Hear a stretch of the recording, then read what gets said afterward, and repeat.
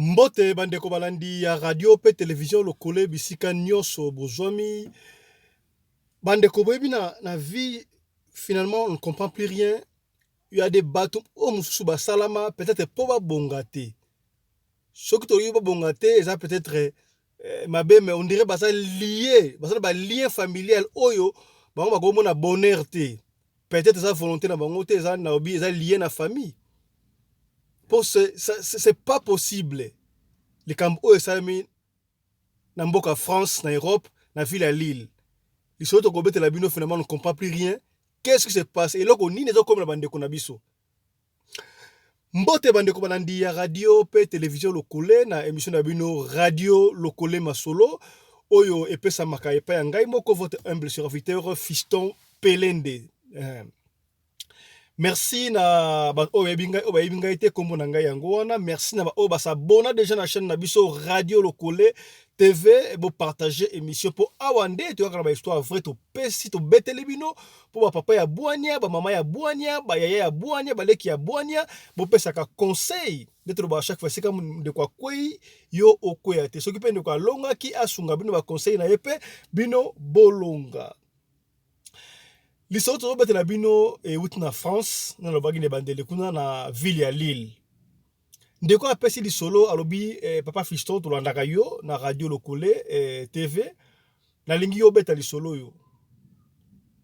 OK bisandeko mwasi ayeba ke na yebi plan na ye déjà. Et puis otu na nga conseil pa bandeko balobi nini pona ba oya kosala malgré na sa déjà na décision na ngai o na zanango. Li solo ezali nini? Ndeko bali moko afai na mboka France na ville ya Lille, comme tout Congolais autaki mboka ye a souffrir a bundi mukanda te kozwa musala azwaki musala na ye ya chauffeur ya ba bus bande bafai na France boyebi chaque ville ezalaka na ba kombo ya ba ligne ba bus nango ye asalaka Paris ezala kombo ya ligne ba bus nango Strasbourg, Bordeaux, Nantes, Belé, il y a Lille P, il y a une ville à Lille, et ça peut na kombo nangodo, il y a Kumba Biswana intercommunal, il y a ville à Lille. Alors, tant que comme tango gobala, abalaki mwasi, abalaki mundele, abali mundele, basali mariage très bien. Na mundele wana mwasi na mundele, babotaki mwana moko. Baboti mwana moko basaki très bien, de quoi wana abaneko se retrouver très bien, bande kwa pousa ba biswana, boyebe ki ba se retrouver très bien ndenge moka lobi. Bade ba na France, mbote na papi Gen, mon ami personnel papi Gen, Oumela. Ndeko ata na boti mwana na mundele wana, mwana tanga koksi 6 ans. Ndeka komangi na besoin ya mwana msusu ya mibale. Aluki mwana mibale après 6 ans, luki ezo ya te. Il se demandait peut-être comment est-ce que mundele oyo salinga jeté.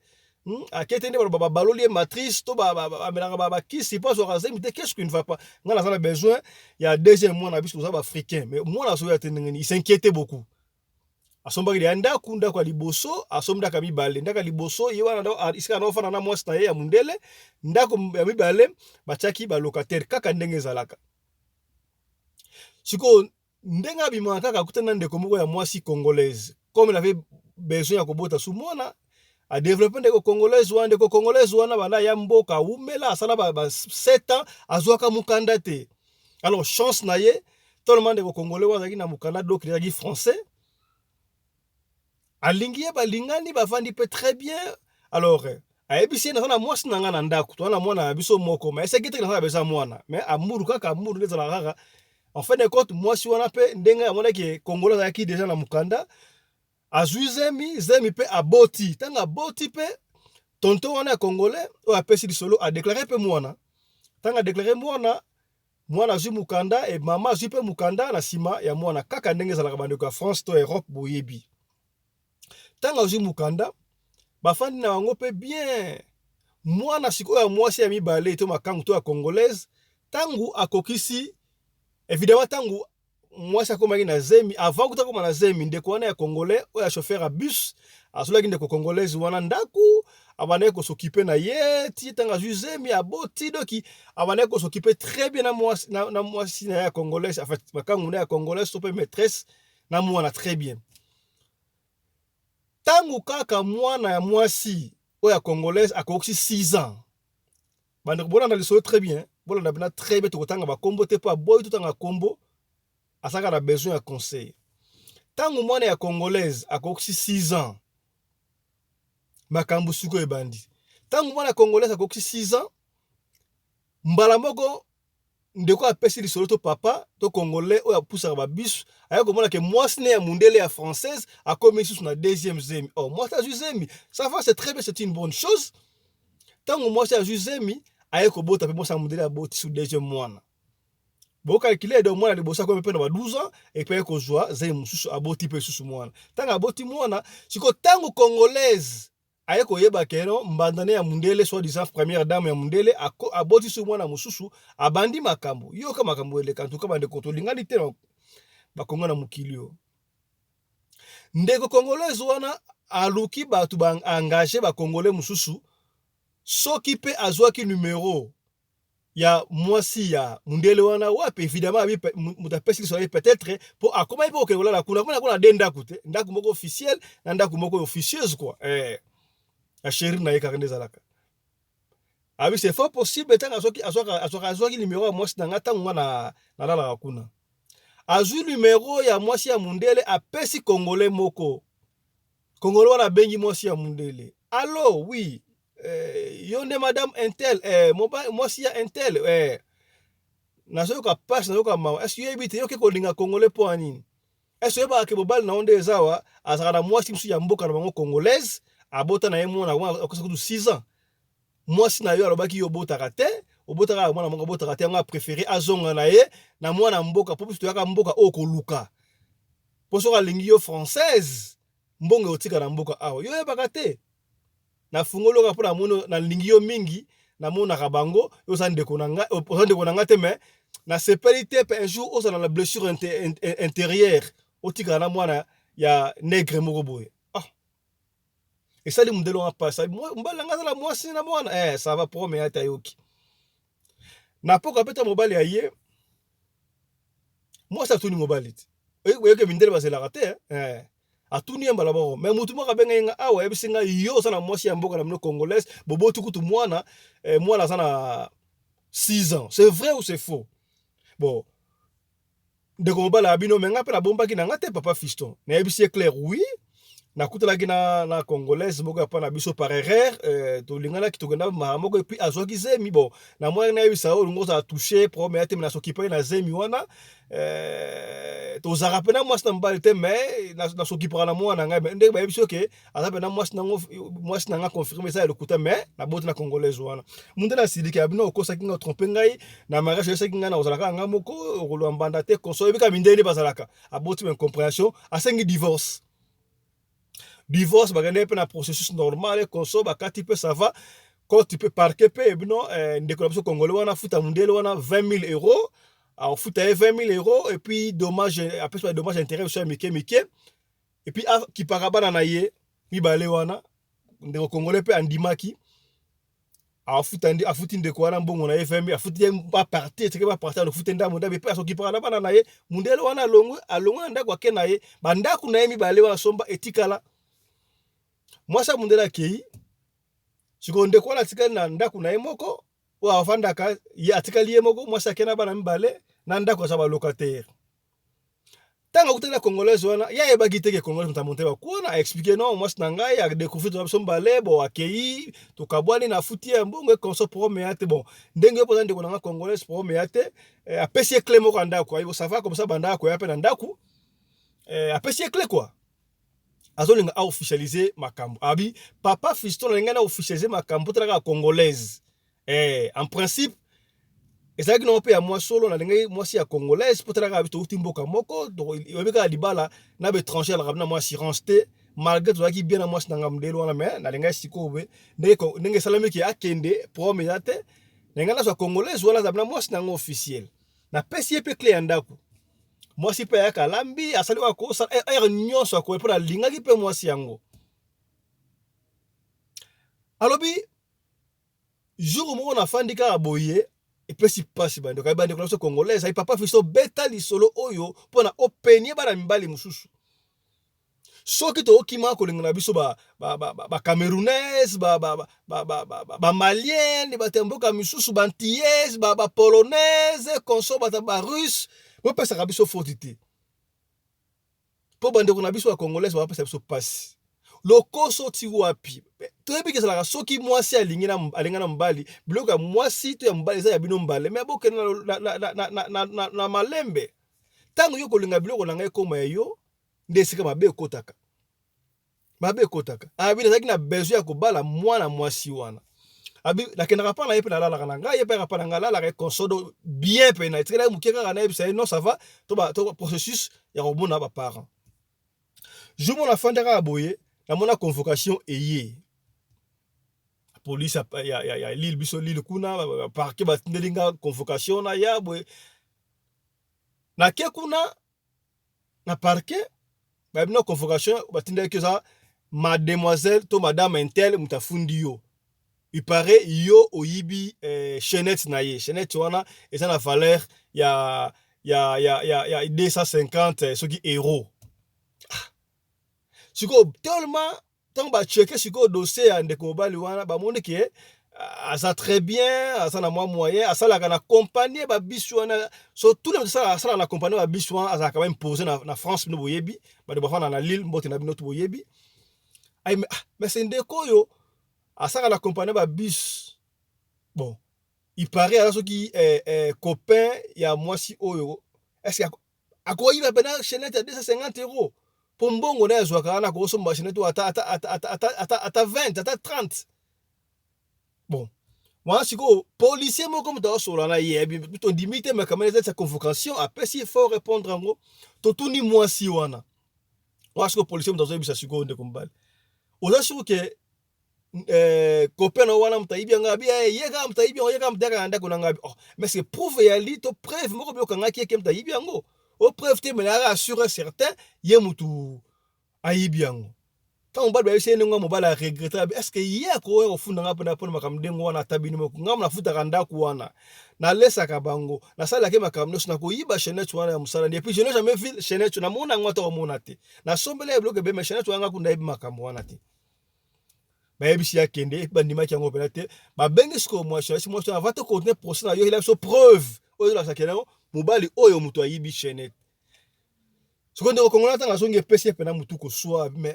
mais comment est-ce que moi si akoyana ba idée ya boyi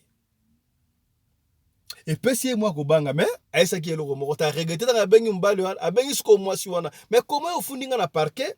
kenga na yibi chaînette na chaînette ninga na yibi chaînette chaînette nga na mona te c'est que yoka fo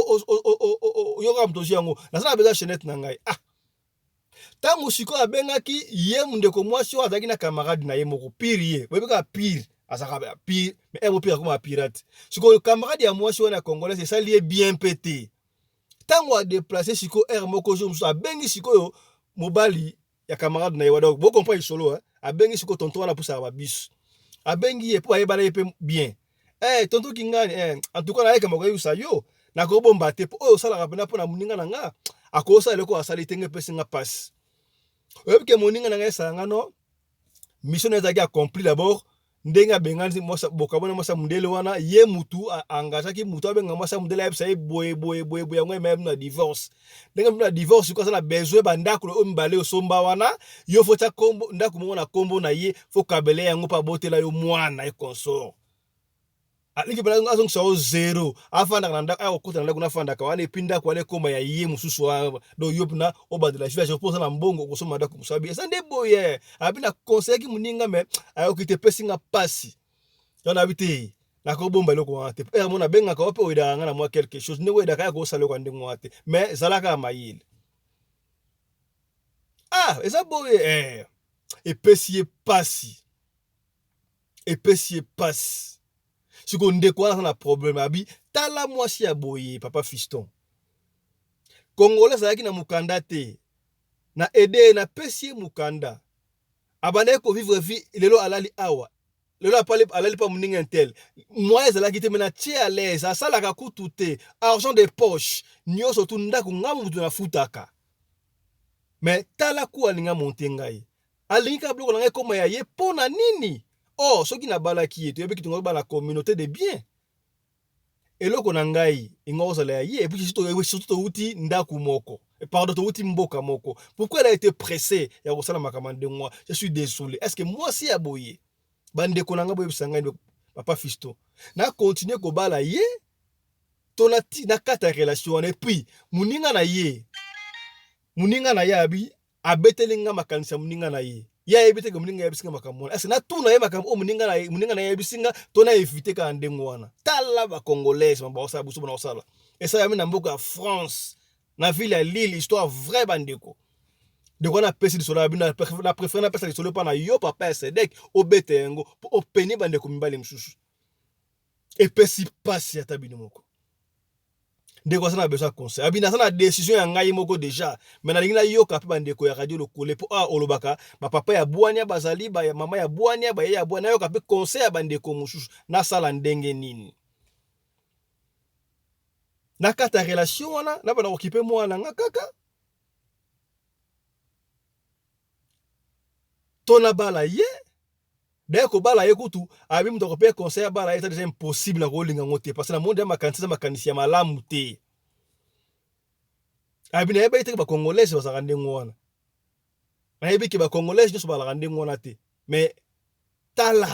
soki tozolingana na so ba étranger ya mboka mususu bo pesa ka biso faute te mais tala na ke pa ndeko na biso congolaise tala makambo asalinga tala makanisi na ye oui to yaka poto koluka to maka libanda pona koluka mais to luka yango na malembe eloko o moninga aluki abundi ayebiti na salaki mécanisme nini pona koma na niveau na komi ya linga so biloko na nga ekoma ya yata yo moko papa Fiston esala makandengo wana beta liso na ngai pesa conseil na bandeko basala attention na bandeko basi na pekisi mutu alinga congolaise te me futa la mwasi nyobala bandeko nanga ba congolaise ba combien de basi ba okendaka ba veille de prière ba mata bangomba pona kaka bazwa libala yo comme na processus mais tala makanisi na yo siko est-ce que ndeko wana to muninga camarade ya mwasi soja mwasi na ye mususu wana ya mutu mwindi ya congolaise oya afungola ki apenyaki de kombali wana asalaki malamu to asalaki mabe d'une part de baka pire comme pirate a trahir pe moninga na ye po moninga ya seki secret mais ake ko fimisa secret mais secret mususu abimisi yango pa sauver pe ndeko po espeke pasi bo pesa ndeko conseil donc ça na besoin conseil lisolo ya lelo esuki wana merci na mama Rina Umbi la femme à la taille du spaghetti ni courbure ni virage qui nous a aidé du côté des réalisations. Merci à Chris Laris Pelende qui est au montage de cette émission. Ndenge tolobaka chaque fois soki ndeko sana besoin to beta liso na yo to beta ka liso pona ko nuire bani batum soute mais pona ko pesa conseil histoire vraie to betele bino et sika ndeko akweki yo okoya de soki pe ndeko alongaki ayebisa bino ndenge ni alongaki po yo pe olonga to partage ka émission ya papa Fiston Pelende tolobaka chaque fois soki émission oyo to numéro intéressé yo te yo partager peut-être ekoide ndeko muninga na yo partager wana ekosunga ye osana situation wate mende comme ça na situation oyo ekosunga ye na matia auto pesa katona masolo auto betaka osana lisoya ko pesa benga biso na plus 27 67 320 85 o bengi biso to pesi so na otindi voice ya liso na yo to ko beta liso na okaka ndengo obito beta so to tanga kombo to ko tanga kombo so ko boy tanga kombo to ko tanga kombo na yote voilà c'est un peu ça. Nous allons vous retrouver prochainement avec un autre numéro de l'émission Radio Lokole, ma solo, sur votre chaîne préférée, Radio Lokole TV. D'ici là, portez-vous bien. Santé de fer à tous. Chap chap et tchara.